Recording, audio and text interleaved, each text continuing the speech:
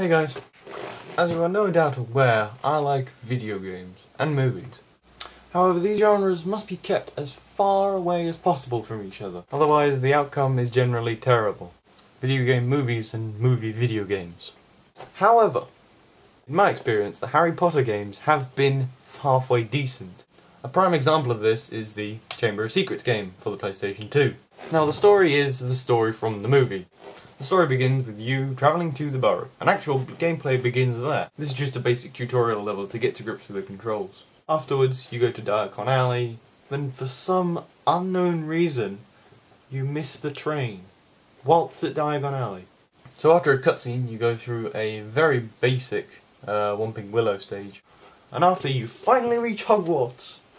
However, after that, the game does get a bit repetitive,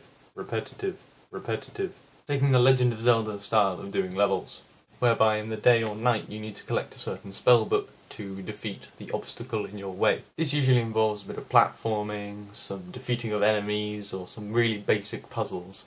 The confrontation with Voldemort is kind of interesting. Running through a dark tunnel, not knowing where the basilisk is going to strike, can be quite frightening. And then you win the House Cup, and everything is happy, and blah blah blah.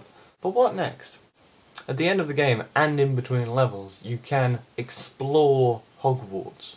This means you can find Dumbledore's office, and getting in trouble with Snape by hitting him with spells. But where any Harry Potter game falls down, is the voice acting. Let us compare Snape's. If anyone here has any knowledge of Mr. Potter's movements this evening, I invite them to step forward. Now. That was Alan Rickman, and this is the one for the video game. Silence! I would advise you both to make your way immediately to the Gryffindor common room. Really?